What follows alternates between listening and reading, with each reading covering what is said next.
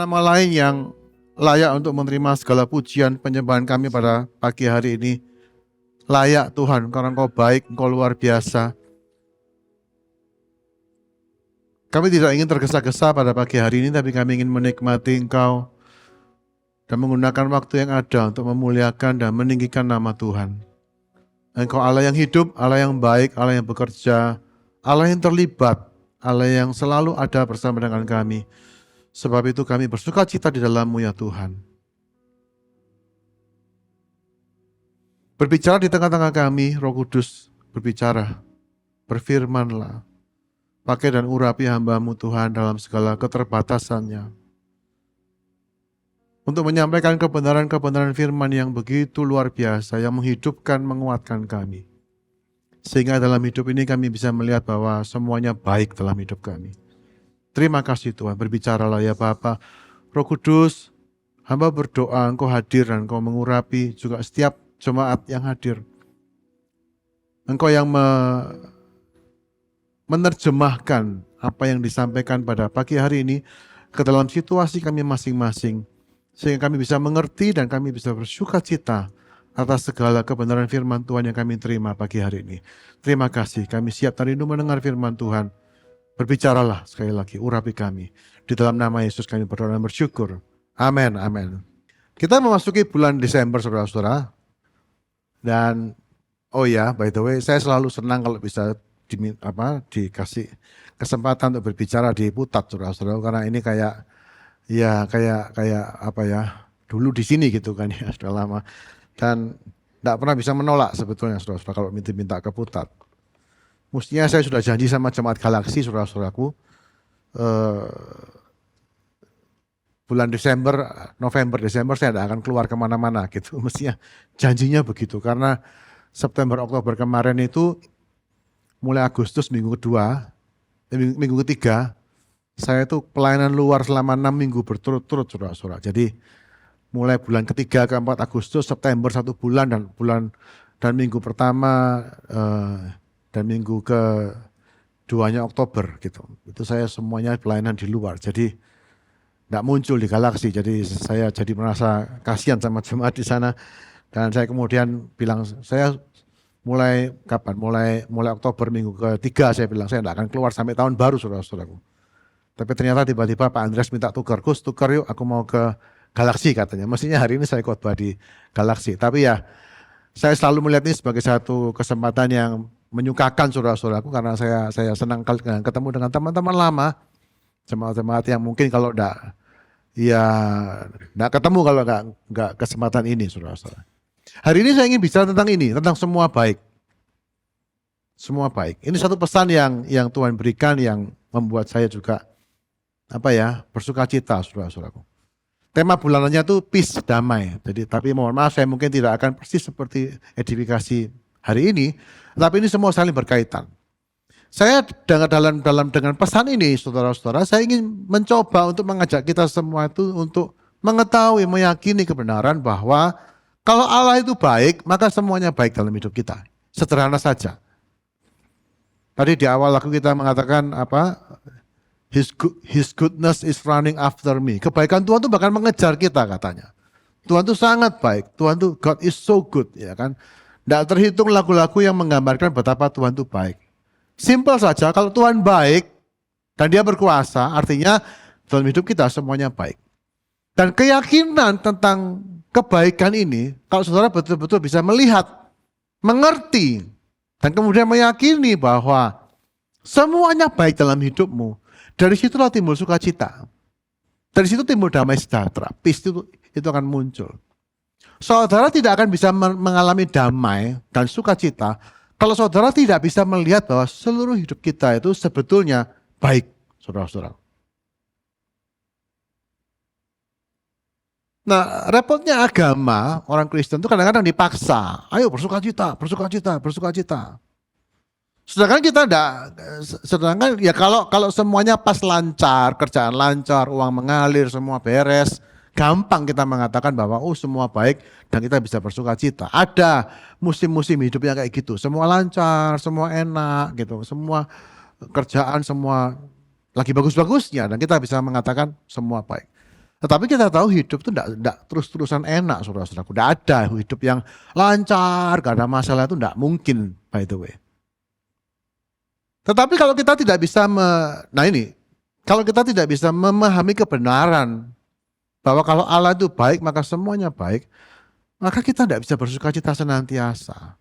Saudara-saudara kita ya dalam hidup ini ya, saya tahun ini sudah berusia 54 tahun, sudah kepala 5. Tidak kroso juga, waduh habis ini kepala 6 saudara-saudaraku. Dan makin tua kita tuh makin banyak pengalaman yang pahit saudara-saudara. Makin banyak penyesalan kadang-kadang. Noleh ke belakang dan lihat, coba ya kalau saya tidak begitu. Coba ya ngapain aku dulu kok begitu. Kenapa ya aku punya istri kayak gini gitu. Kenapa ya suamiku kayak gini. Coba ya aku tidak kawin sama dia gitu saudara-saudara. Kok bisa ya aku punya anak kayak gini gitu. Duh, kenapa ya aku dilahirkan di keluarga seperti ini? Setiap kita itu sebetulnya kalau kita mau cek ada penyesalan begitu itu. Terus kemudian jawabannya, terus mau gimana? Ya wis, begini nih hidup ini. Wis bersyukur kamu, bersukacitalah. Saya kasih tahu, tidak bisa begitu. Sukacita, syukur itu tidak bisa dipaksa. Nah kita nih kadang-kadang soal agamawi toh, bersyukur sama Tuhan, Tuhan baik. Tapi nelen gitu loh, kayak suruh nelen obat yang gede, suruh mak gelek gitu, gak enak. Tapi ya wes terpaksa, habis mau gimana? Masa mau negatif terus gitu kan ya. Nah saya ingin mengatakan begini, kalau saudara ngerti ya, ngerti betul. Kita tuh tidak akan punya penyesalan dalam hidup ini. Saya ingin membawa kita dalam kondisinya Yusuf ini loh. Khotbah ini bukan dari Yusuf sih, tapi saya ingin saudara melihat apa yang dialami ending cerita Yusuf. Kita tahu Yusuf itu ceritanya happy ending. Tapi saudara lihat bahwa kisah Yusuf itu penuh dengan kepahitan sebetulnya. Dia dijual, mau dibunuh pertama sama saudara-saudaranya, terus dijual jadi budak. Jadi budak dia kerja setengah mati, akhirnya dia berhasil jadi kepala budak. Habis itu apa? Masuk penjara, difitnah, di penjara dia juga kerja setengah mati supaya dia bisa survive dan bertahan. Dan kemudian dia nolong 2 orang, 2 pejabat. Habis itu dilupakan dan segala macam. Tapi pada saat di akhir dari kisah ini, waktu Yusuf bertemu dengan saudara-saudaranya, dia katakan, akulah Yusuf, saudaramu yang kamu jual ke Mesir. Saudara perhatikan kata-kata Yusuf ini. Saya ingin saudara-saudaraku kita semua tuh bisa ngomong begini kepada semua orang, pada diri kita sendiri. Akulah Yusuf saudaramu yang kamu jual ke Mesir. Tapi sekarang janganlah bersusah hati dan jangan menyesal. Loh sorry ya, saudara-saudaranya Yusuf ini jahat saudara-saudaraku. Yang mereka lakukan itu jahat. Mana ada orang jual adiknya ke pedagang budak itu. Jahat lah. Tapi Yesus bilang janganlah susah. Jangan takut, jangan menyesal. Karena kamu menjual aku ke sini sebab untuk memelihara kehidupanlah Allah menyuruh aku mendahului kamu. Karena telah 2 tahun ada kelaparan dalam negeri ini dan selama 5 tahun lagi orang tidak akan membajak atau menuai. Maka Allah telah menyuruh aku mendahului kamu untuk menjamin kelanjutan keturunanmu di bumi ini dan untuk memelihara hidupmu sehingga sebagian besar daripadamu tertolong. Jadi, nah ini dia. Bukanlah kamu yang menyuruh aku ke sini tetapi Allah. Dialah yang telah menempatkan aku sebagai bapa bagi Firaun dan tuan atas seluruh istananya dan sebagai kuasa atas seluruh tanah Mesir. Memang, nah ini lompat ke ayat pasal 50 ayat 20. Memang kamu telah mereka-reka yang jahat. Kamu memang jahat sih, rencanamu jahat. Kamu sudah buat hal yang jahat terhadap aku. Tetapi Allah telah mereka-rekanya untuk kebaikan dengan maksud melakukan seperti yang terjadi sekarang ini. Yaitu memelihara hidup satu bangsa yang besar. Saudara, saya ingin kita semua ini berakhir di sini, saudara-saudara. Tidak ada menyesal, tidak usah disesali. Mau kesalahan saudara, mau kesalahan orang, mau jahatnya orang, jahatnya kita semua ini kan ya ada beberapa hal yang kita sesali. Tapi saya katakan, kalau saudara ngerti kebenaran yang akan saya coba sampaikan pada pagi hari ini, kita tidak perlu menyesal. Kita bahkan mengerti, seperti Yusuf katakan. Yusuf kamu sama-sama kakak-kakaknya, tidak usah nyesal. Dia itu tidak cuma ngampuni loh saudara-saudaraku. Dia itu bahkan mengatakan Tuhan yang mengerjakan ini, bukan kamu. Kalau saudara bisa melihat tangan Tuhan yang baik itu bekerja dalam seluruh sejarah hidup saudara. Saudara tidak ada yang perlu disesali. Tidak ada lagi kata-kata if only, kalau saja ya aku tidak menikah sama dia. Kalau saja ya aku udah ambil kerjaan yang ini. Kalau saja ya dulu kesempatan aku ambil. Duh, cek emane. Kalau saudara punya pikiran begitu, saudara tidak bisa bersuka cita. Paling banter ya saudara menutup diri, mengubur dalam-dalam. Ya wis gak usah dipikir. Tapi itu ganjelan saudara-saudaraku. Saya percaya gini ya, orang Kristen itu ya, hidup itu ini loh. Kalau noleh ke belakang tidak punya penyesalan, bukan ngerti salah loh, tahu siapa yang salah, kita tahu bahwa kita salah atau orang lain salah, kita menjalani semua akibatnya by the way. Tapi pada akhirnya kita tahu Tuhan yang membawa kita ke situ. Kenapa? Dia baik, dia berkuasa, dia terlibat. Itu bukan kecelakaan sejarah. Apakah saudara-saudara Yusuf jual Yusuf ke pedagang budak itu kecelakaan? Bukan. Allah yang mengerjakannya. Dengan maksud katanya untuk memelihara satu bangsa yang besar. Kalau sudah ngerti gini, hari ini penuh sukacita dan syukur. Saudara tahu kekuatan terbesar menghadapi pencobaan itu apa? Apa resep utama orang Kristen itu kebal godaan? Kebal pencobaan. Apa resepnya? Ya ini. Kalau sukacita kita penuh, syukur kita penuh, dunia itu tidak menarik saya kasih tahu. Dosa itu tidak menarik. Kesenangan-kesenangan dunia itu kayak remeh, kayak receh gitu saudara-saudara.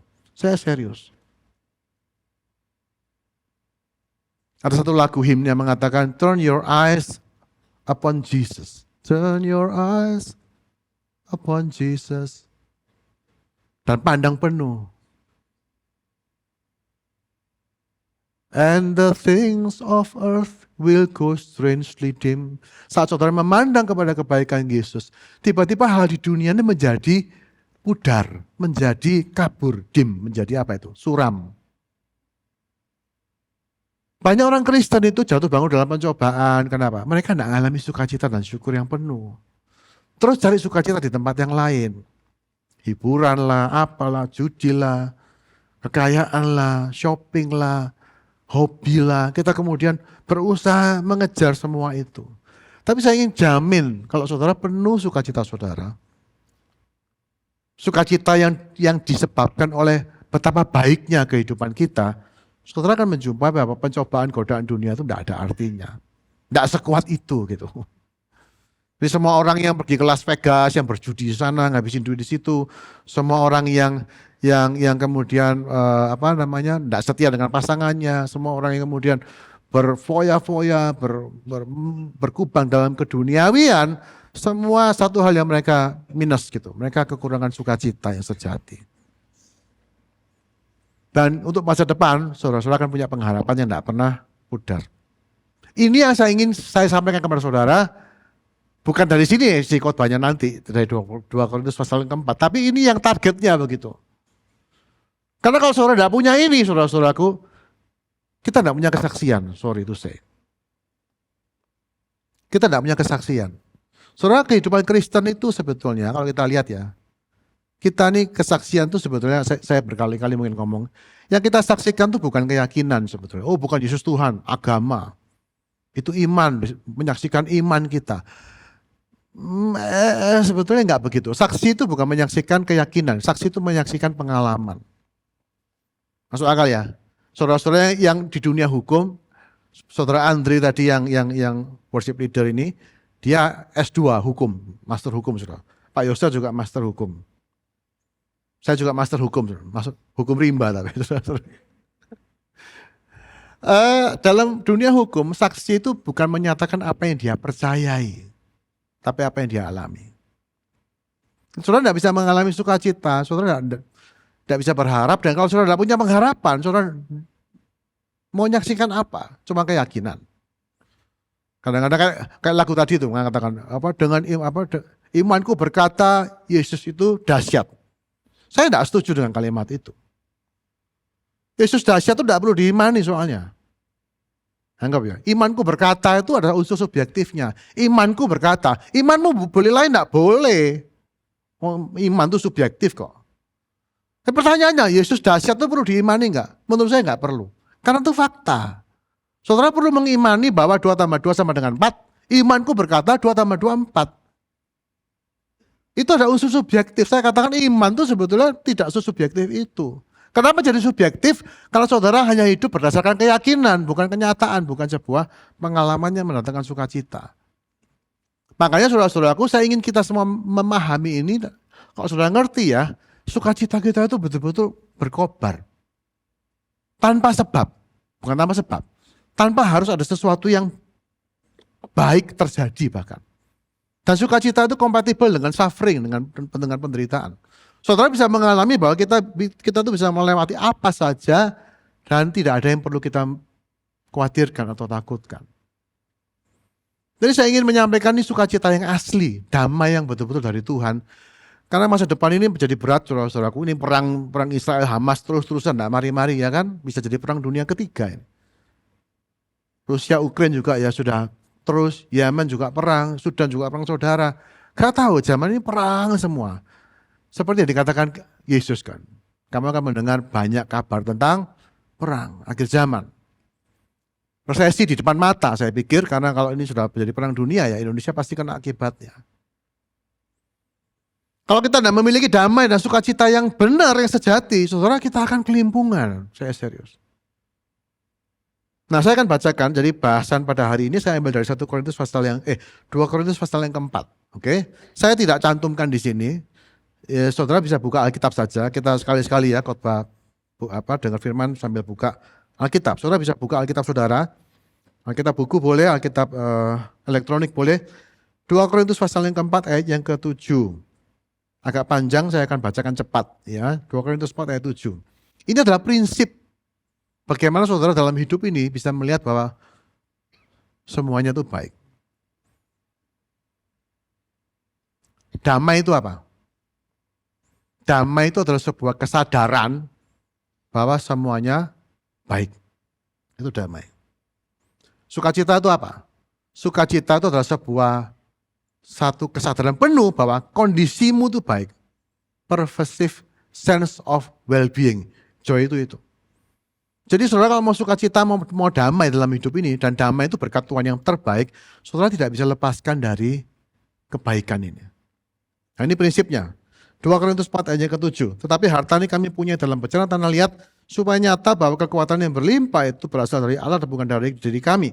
Dalam segala hal kami ditindas namun tidak terjepit, kami habis akal namun tidak putus asa, kami dianiaya namun tidak ditinggalkan sendirian, kami dihempaskan namun tidak binasa. Kami senantiasa membawa kematian Kristus dalam tubuh kami, supaya kehidupan Yesus juga menjadi nyata dalam tubuh kami. Sebab kami yang masih hidup ini terus-menerus diserahkan kepada maut, karena Yesus, supaya juga hidup Yesus menjadi nyata dalam tubuh kami yang fana ini. Maka demikianlah maut giat dalam diri kami dan hidup giat di dalam kamu.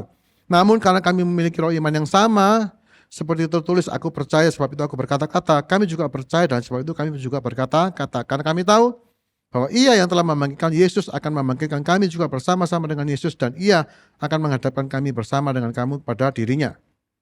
Ayat 15, sebab semuanya itu terjadi oleh karena kamu, supaya kasih karunia yang semakin besar berhubung dengan semakin banyaknya orang yang menjadi percaya, menyebabkan semakin melimpahnya ucapan syukur bagi kemuliaan Allah. Sebab itu kami tidak tawar hati, tapi meskipun manusia lahiriah kami semakin merosot, namun manusia batinnya kami dibaharui dari sehari ke sehari. Ayat 17, sebab penderitaan ringan yang sekarang ini mengerjakan bagi kami kemuliaan kekal yang melebihi segala-galanya, jauh lebih besar daripada penderitaan kami. Sebab kami tidak memperhatikan apa yang kelihatan, melainkan yang tak kelihatan, karena yang kelihatan adalah sementara, sedangkan yang tak kelihatan adalah kekal. Ini yang akan saya bagikan. Ada 3 poin saudara-saudaraku, ya saya akan coba cepat aja. Saudara kalau mau mengalami sukacita dan damai sejahtera yang sejati, ya, yang tidak dibikin-bikin, dan saudara betul-betul bisa mengatakan bahwa aku sungguh-sungguh bersukacita.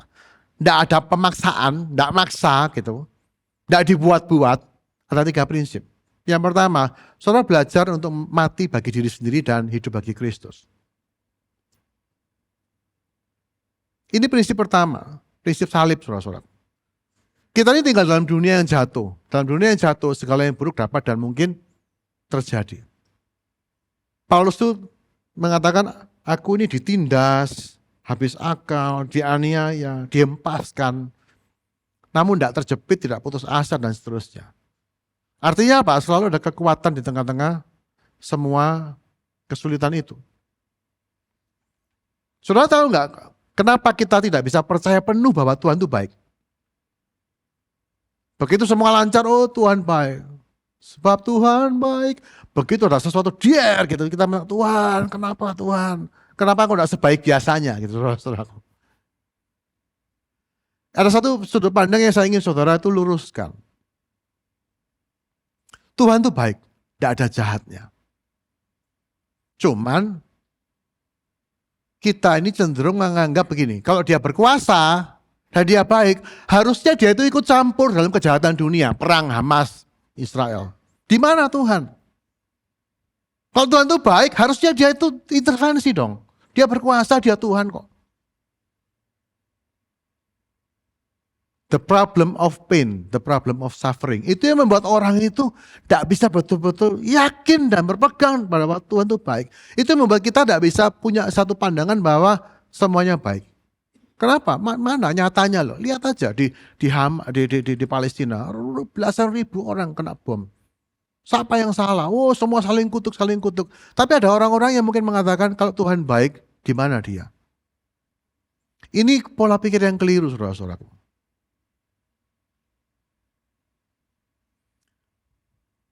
Tuhan itu baik, tetapi dia tidak pernah mencampuri keputusan manusia yang berdosa. Saudara harus tahu itu. Tuhan itu baik, tapi dia tidak pernah intervensi, menghalangi, mencegah orang untuk berbuat dosa. Dari zaman Adam dan Hawa, waktu Kain sudah mau bunuh Habel, Tuhan itu ketemu sama Kain. Dia cuma bilang, Kain, mukamu itu tidak baik. Maksudnya, kamu kok muram. Hati-hati loh Kain, dosa sudah menunggu kamu di depan pintu. Kamu tidak boleh dikuasai dosa loh Kain. Gitu Tuhan ngomong begitu. Tapi Tuhan tidak mencegah Kain kalau kamu ya awas kamu bunuh Habel ya. Tidak saudaraku. Terus kemudian waktu Kain membunuh Habel, Tuhan juga diam aja. Kenapa? Manusia itu punya keputusan bebas. Dan itu juga terjadi karena kebaikan Tuhan. Karena dia baik, dia kasih saudara kesempatan untuk ambil keputusan bebas. Karena tanpa kebebasan untuk mengambil keputusan, saudara tidak akan berkembang menjadi manusia seutuhnya. Jadi manusia dikasih kebebasan, diserai bumi ini, kuasai dan taklukkan bumi. Saudara kalau mau rusak bumi ini. Saudara mau jahat sama orang itu ya kena akibat perbuatan jahat saudara. Saudara kalau merusak dirimu dengan berbagai dosa, saudara akan rusak. Apakah Tuhan mencegah? Tidak. Kalau Tuhan mencegah semua perbuatan jahat, kita tidak jadi manusia, kita menjadi robot, menjadi hewan mungkin. Saudara kalau punya anak ya, saudara saya katakan, jangan mencegah anakmu untuk dalam setiap hal-hal yang keliru. Kalau mau keliru dicegah, ngerti ya? Saudara punya anak, dijaga, bos sampai celaka gitu kan. Ini Elsie sama Risna, habis ini punya anak. Anak itu jangan dilindungi iya. Tapi kalau saudara lindungi anak saudara, diprotek, tidak boleh. Wah, jangan.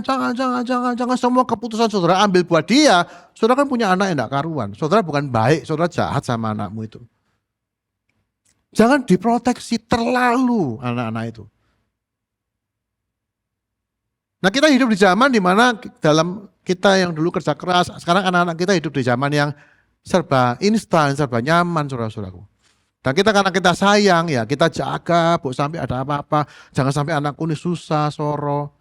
Tapi itu Anda menghancurkan anak Anda.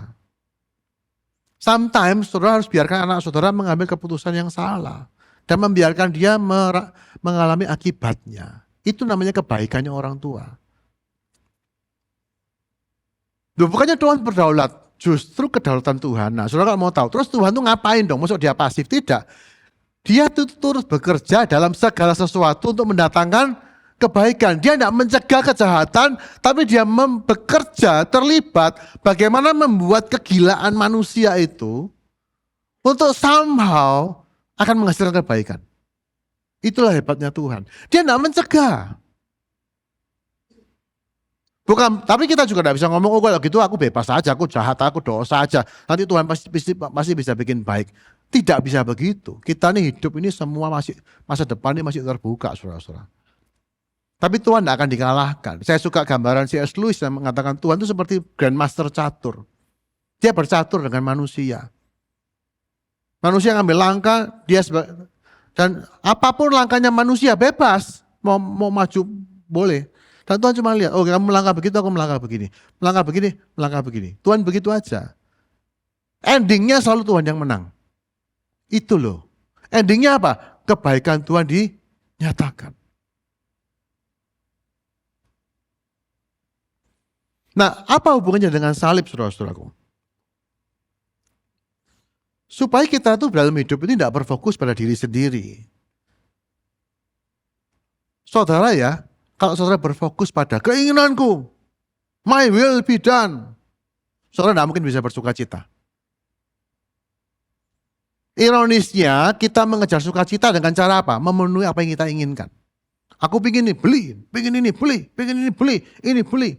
Kita pikir kita temukan sukacita saat kita mendapatkan apa yang kita inginkan. Realitanya tidak begitu. Udahlah. Anda kalau sudah berusia cukup, Anda akan menjumpai. Begitu Anda mendapatkan apa yang Anda inginkan, Anda dengan segera akan menginginkan hal yang lain. Karena manusia tidak pernah puas. Mati bagi diri sendiri apa sih maksudnya? Hidup bagi Kristus. Bagaimana saudara itu bukannya maksudnya kayak ajaran agama Buddha misalnya, jangan mengingini. Hilangkan keinginan, bukan.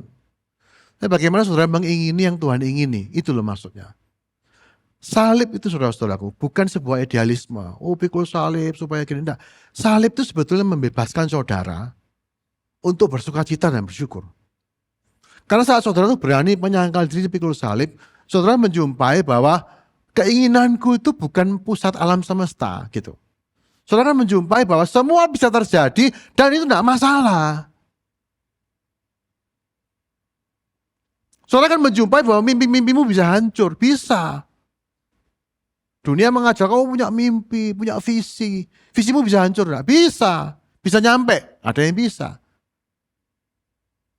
Nah kalau mimpimu hancur bagaimana? Tidak masalah, karena itu mimpimu. Yang pasti mimpi Tuhan tidak mungkin hancur. Kehendak Tuhan pasti jadi. Makanya sesuaikan saudara-saudaraku. Sesuaikan diri saudara dengan itu. Kami senantiasa membawa kematian Kristus dalam tubuh kami. Jadi ditindas, ya kan? Oh, dianiaya, dihempaskan. Apakah Paulus kepahitan? Tidak. Dikhianati. Sakit hati? Tidak. Dia cuma bisa lihat. Supaya apa? Kematian Kristus nyata dalam tubuhku. Dan dia ngomong, kami yang masih hidup ini terus menerus diserahkan kepada maut. Medeni ya, maksudnya kok serem gitu ya. Kita tidak pengen mati kok, ini dibilang terus menerus diserahkan kepada maut. Ini maknanya salib kok sebetulnya. Di mana saudara itu belajar di dalam hidup ini, keinginan saudara itu sesuaikan dengan apa yang Tuhan mau. Jadilah kehendakmu itu loh. Karena itu pasti jadi. Bisa enggak dalam hidup ini kita bisa menyesuaikan diri kita dengan keinginan Tuhan? Sangat bisa.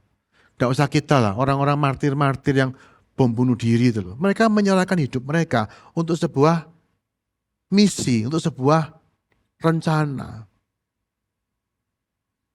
Bisa orang sampai, kita enggak begitu, kita enggak disuruh mati buat Tuhan. Kita ini disuruh hidup untuk Tuhan. Yang mati itu Yesus, saudaraku. Kita ini bukan, ayo berani mati untuk Tuhan. Gak usah mati untuk Tuhan, hidup untuk Tuhan. Lakukan. Yang pertama ya, jadi ini. Jadi semua itu bisa terjadi, gak usah kaget. Gak usah ngejudge.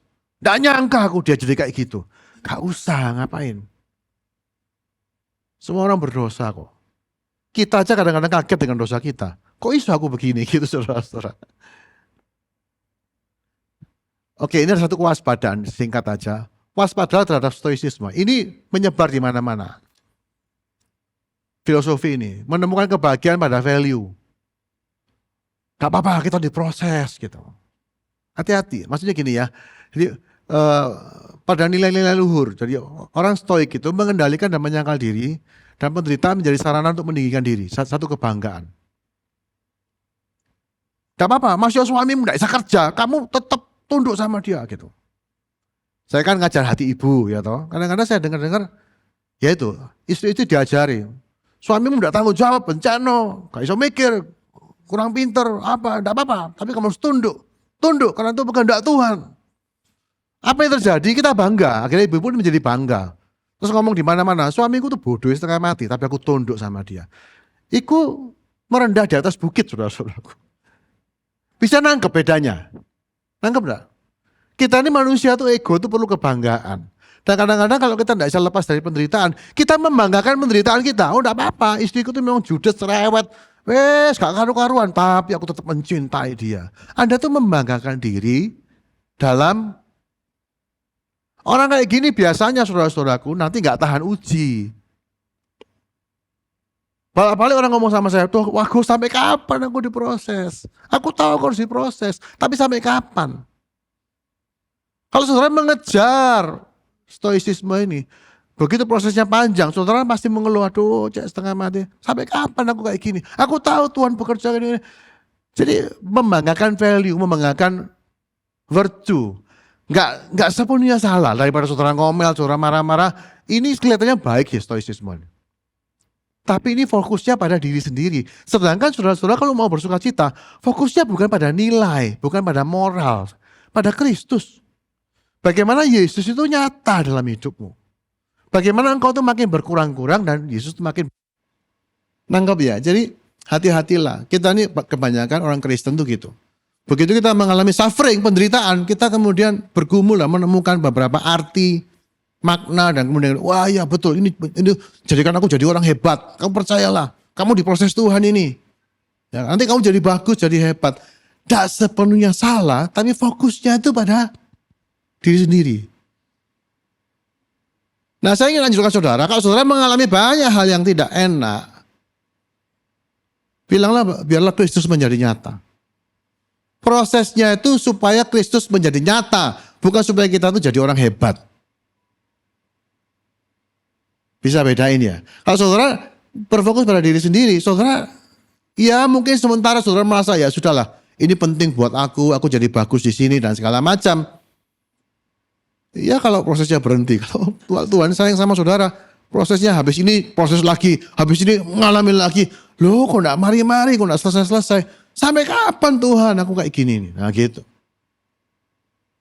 Tapi kalau saudara melihat bahwa semuanya supaya Kristus menjadi nyata, saudara akan bisa bersuka cita. Yang kedua adalah saudara lihat bahwa hidup ini sebetulnya tujuannya apa? Menjawab panggilan Tuhan. Sebab semuanya itu terjadi oleh karena kamu. Jadi Paulus ini tahu untuk apa dia hidup. Bukan untuk diri sendiri. Supaya kasih karunia yang semakin besar ini, melimpahnya ucapan syukur, kasih karunia semakin besar, berhubung dengan semakin banyaknya orang yang menjadi percaya, menyebabkan semakin melimpahnya ucapan syukur bagi kemuliaan Allah. Hidup, saya mau tanya saudara-saudaraku ya, hidup itu apa sih? Anda itu ngejar apa? Coba saya tanya. Saya curiga, jangan-jangan banyak dari kita orang Kristen ini ya, kalau dipikir hidup masa depan. Yang penting mapan, nyaman, aman. Itu. Nggak kurang uang. Wis itu tok. Mau apa ada. Ayo coba saudara pikir baik-baik. Betul nggak? Visi atau gagasan kehidupan Anda seperti itu. Pokok aku ini nggak kurang uang, semua ada, semua kita kerjaan berhasil. Yang penting aku bisa ninggalkan legacy, aku bisa ninggalkan nama baik gitu. Nah, gitu seperti itu. Pokoknya yang enak, nyaman, aman, mapan, terlindung, sehat, makmur, sentosa, sejahtera selama-lamanya gitu saudara-saudaraku. Iya kan? Tapi saya beritahu saudara-saudaraku, hidup itu tidak itu, bukan itu. Itu tuh bonus saja. Ada panggilan yang lebih daripada itu. Temukanlah. Kita ini tidak hidup untuk diri sendiri. Orang yang hidup untuk diri sendiri sekali lagi, tidak bisa bersuka cita. Karena manusia itu tidak pernah puas. Ya kan. Tapi kalau saudara seperti Paulus lihat bahwa semua yang terjadi dalam diriku ini, satu, membuat aku berfokus pada Kristus. Yang kedua, terjadi akhirnya apa? Panggilanku itu makin nyata. Temukan saudara hidup ini untuk apa? Yang pasti bukan untuk diri sendiri. Untuk apa? Untuk menjadi terang garam. Untuk memberitakan perbuatan baik. Untuk mengerjakan pekerjaan-pekerjaan Yesus di dunia. Apa panggilan saudara? Kalau tak hidup tanpa panggilan sekali lagi, begitu saudara mengalami kesusahan, saudara tidak bisa lihat lagi. Dalam melakukan panggilan Allah, segala sesuatu menjadi berarti dan mendatangkan ucapan syukur. Kita tahu, kalau aku mengalami ini, semuanya untuk apa? Aku tahu gunanya. Supaya aku dipertajam, supaya aku lebih rendah hati, supaya Kristus menjadi makin nyata. Dan kalau Kristus menjadi makin nyata, panggilan pilihanku menjadi makin teguh. Aku tahu untuk apa aku hidup ini. Aku tahu aku mesti gimana. Dengan panggilan Allah, saudara tidak akan pernah tawar hati. Makanya dikatakan kami tidak tawar hati. Tawar hati itu apa sih? Percuma, udahlah kayak gini percuma, wes gak usah terlalu berharap, segala percuma. Itu tawar hati. Orang tawar hati tidak bisa bersuka cita. Orang tawar hati mungkin memaksakan diri itu bersyukur, wes bersyukur wae. Ya ini bersyukur wae. Ya timbang ngomel lebih baik bersyukur, tapi bersyukurnya ya itu kayak nelen obat yang gede banget itu. Mak gelek gak enak saudara. Tawar hati soalnya. Tapi kalau saudara bisa tahu bahwa ini bekerja untuk mendatangkan kebaikan, supaya panggilanku itu makin kuat, makin teguh. Makanya saudara-saudaraku, temukan panggilan Anda ini apa. Jadikan diri saudara itu berkat bagi banyak orang. Find your calling. Setiap kita punya panggilan itu apa? Kalau Anda kerja di dunia kerja, panggilan Anda apa? Jadilah berkat untuk pegawai-pegawai saudara. Perhatikan orang-orang yang bekerja sama Anda. Kalau Anda bekerja di perusahaannya orang, gimana? Jadikan perusahaanmu berhasil. Gitu. Lakukan yang terbaik. Jadikan diri saudara berarti, jadi berkat, jadi inspirasi. Ya ini umum ya. Tapi saudara akan menjumpai bahwa secara pribadi Tuhan itu memanggil kita dan memperlengkapi kita untuk menjawab panggilan itu. Panggilan Paulus apa? Menyatakan kasih karunia Allah kepada bangsa-bangsa. Dan begitu dia mengalami ditindas, dianiaya, dan segala macam. Dia mengatakan ini terjadi supaya kamu, karena kamu, untuk kamu. Supaya hidup giat di dalam kamu dan maut giat di dalam kami, katanya begitu. Dan yang terakhir. Ini penting saudara-saudara. Fokus pada apa yang tak terlihat. Sebab penderitaan ringan yang sekarang ini mengerjakan bagi kami kemuliaan kekal yang melebihi segala-galanya yang jauh lebih besar daripada penderitaan kami. Belajar untuk melihat melampaui semua yang terjadi secara alamiah. Semua penderitaan itu apa sih? Ringan kok sebetulnya. Penderitaan ringan. Saya ingin ajak saudara merenung sebentar. Coba saudara pikir. Semua orang punya penderitaan. Oke? Menurut saudara, kalau dipikir baik-baik ya, yang berat itu penderitaan saudara atau ketakutan saudara? Hidup ada kesusahan? Ada. Tapi apa? Maksud saya merenung baik-baik. Saya bukan orang yang nyaman, enggak. Saya punya suffering, punya kelemahan, punya segala macam. Saya mikir lagi, berat dah penderitaan. Saya temukan enggak. Yang berat itu ketakutannya.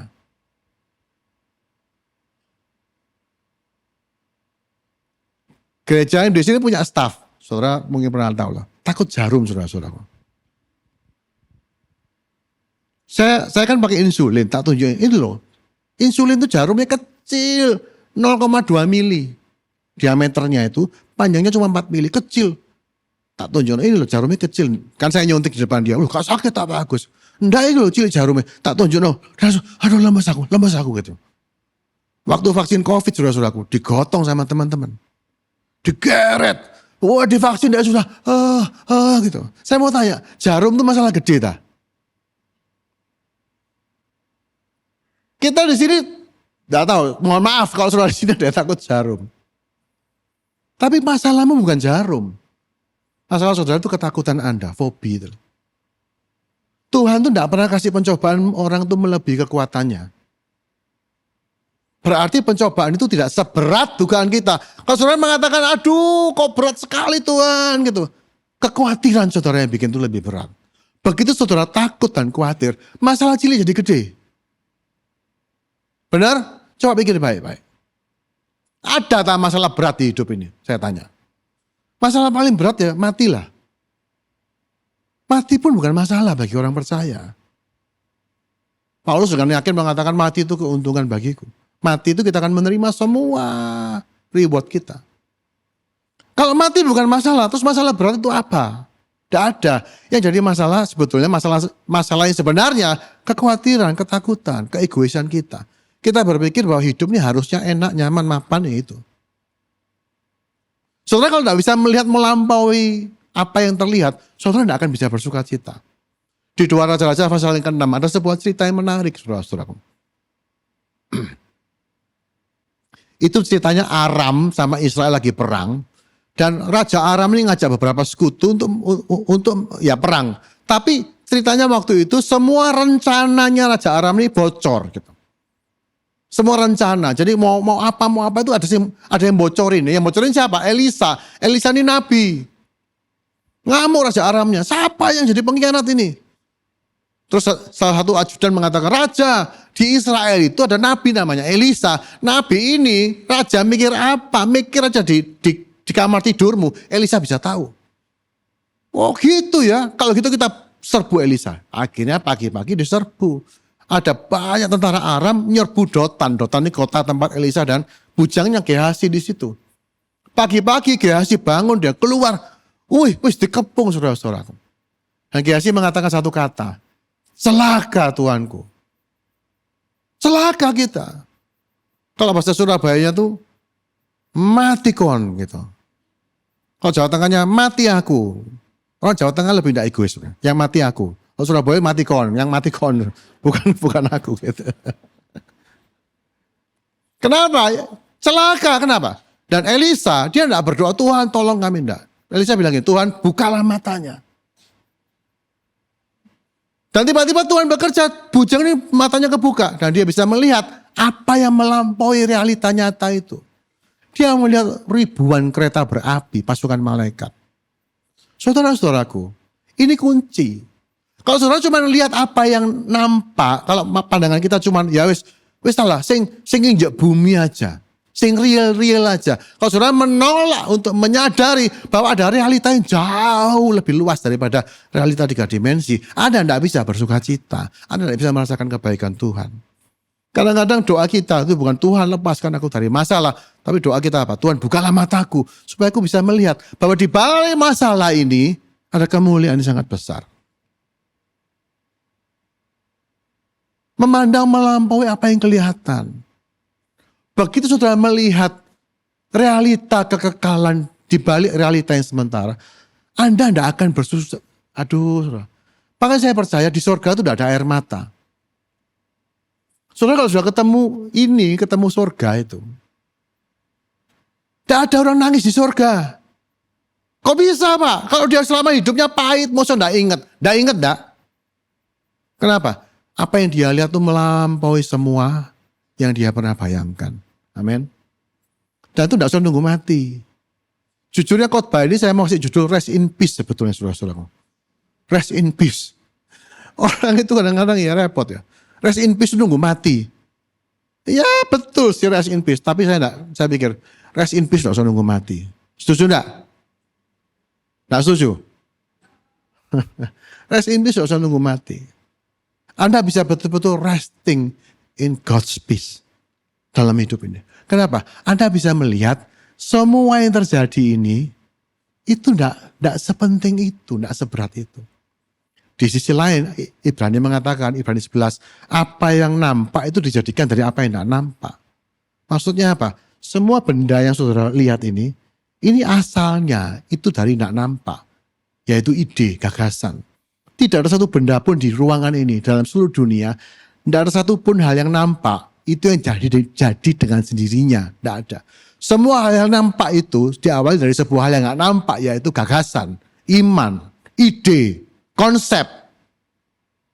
Oke, jadi semua yang nampak itu dihasilkan dari yang nggak nampak. Saudara kalau tidak bisa melihat apa yang nggak nampak itu, saudara kan dipenjara. Saudara tidak bisa menciptakan apa-apa. Begitu saudara bisa melihat realita yang jauh melampaui yang kelihatan ini, dari situ akan muncul iman, gagasan. Oh, gini. Dan itu akan jadi dalam hidup saudara. Saya mungkin tidak bisa melanjutkan di sini.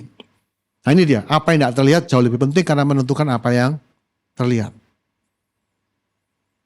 Kalau fokusnya di alam jasmani saja, tidak bisa bersuka cita. Gimana apa? Kita nih habis ini, kita nih pemilu, resesi, iya kan? Tambah tua juga kita ini. Saya umur segini, aduh, duduk 1 jam bangun, aduh, gitu. Kaku kabeh gitu. Duh, tambah tua. Makan gak kerasa enak lagi saudara-saudaraku. Makan gak kerasa enak, makan kebanyakan gitu. Mungkin karena gak enak, jadi terus supaya enak saudara-saudara. Alasannya. Pandanglah Bapak begini. Makanya saya katakan tadi, saudara sebetulnya ya perlu iman ya. Tapi saudara mau ngimani enggak ngimani, kenyataannya di balik dunia yang nampak ini ada dunia lain yang enggak nampak. Percaya boleh, enggak percaya boleh. Saudara enggak percaya tidak membuat itu tidak nyata, anggap ya. Tapi kalau saudara percaya, saudara bisa tapping, saudara bisa menggunakan realita yang enggak nampak itu. Saudara bisa menggunakan iman saudara dan saudara akan menjadikan apa yang enggak ada menjadi ada. Saya serius. Kalau inimu benar, saudara-saudaraku, apa yang tidak ada di keluargamu bisa jadi ada. Semua hal yang nampak dijadikan dari apa yang tidak nampak. Dan begitu saudara mengarahkan pandangan pada Allah dan pekerjaan dan kerajaannya, Anda punya pengharapan yang tidak akan patah di tengah jalan. Satu tadi apa saudara-saudaraku? Salib. Mati bagi diri sendiri. Itu rahasia kebahagiaan, rahasia sukacita. Hidup untuk Tuhan, mati bagi diri sendiri. Yang kedua apa? Panggilan. Hidup ini untuk apa? Mau nyampe apa? Mau mencapai apa? Panggilan. Yang ketiga, fokus pada apa yang tidak nampak. Kalau saudara bisa fokus pada apa yang tidak nampak, saudara tidak perlu mengatakan, mati aku. Tidak usah. Tidak ada lagi kata-kata itu. Apapun yang terjadi, saudara mengatakan, semua baik. Semua baik. Kita berdoa ya. Ya karena judulnya semua baik, kita nyanyikan lagu itu ya. Itu lagu kesukaan saya. Semua baik. Tapi waktu saudara-saudaraku, waktu kita menyanyikan lagu ini, sekali lagi saya mungkin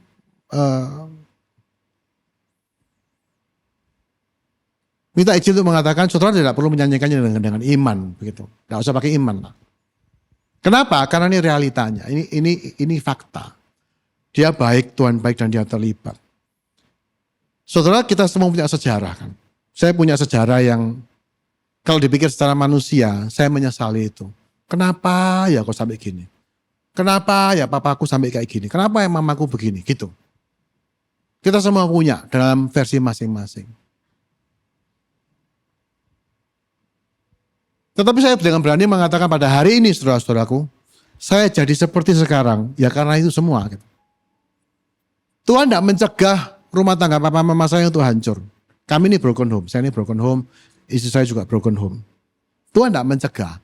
Mama saya orang Kristen, papa saya bertobat belakangan. Tapi saya lahir sebagai anak yang ditelantarkan lah ya, karena papa mama bertengkar terus gak karu-karuan. Jadi saya ini menjadi anak yang kayak sangat kurang perhatian. Minder dan gagap dan segala macam. Dan terjerumus ke dalam berbagai-bagai hal-hal yang jelek saudara-saudara. Kalau mau dipikir menyesal, coba ya aku punya papa mama yang harmonis gitu. Tapi saya katakan no. For me this is the best life. Kenapa? Melalui semua itu saya jadi seperti sekarang.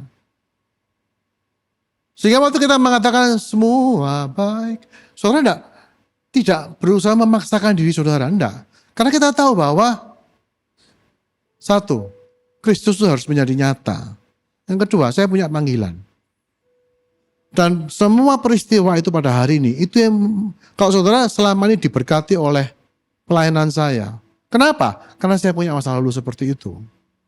Bukan berarti kita memilih, ya kita cari rusak-rusakan. Tidak. Kita tidak usah cari masalah.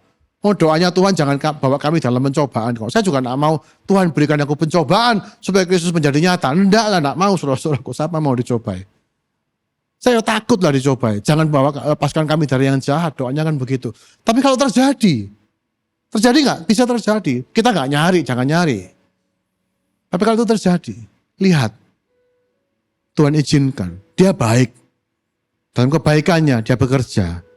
Supaya kita diserupakan dengan Kristus. Supaya kita makin berkurang-kurang. Kristus menjadi nyata. Dan dia baik. Kenapa? Lewat semua itu. Panggilan saya dimurnikan. Saya diajar lebih rendah hati lagi. Saya diajar untuk lebih bergantung sama Tuhan. Diajar untuk tidak mempercayai kekuatan diriku sendiri lagi. Dan yang ketiga, saya diajar apa? Untuk melihat bahwa penderitaan ringan yang sekarang ini mengerjakan bagi kami kemuliaan yang jauh melampaui segalanya. Kalau sudah sampai situ, saudara-saudaraku, apa yang tidak baik? Tidak ada. Semuanya baik. Amin.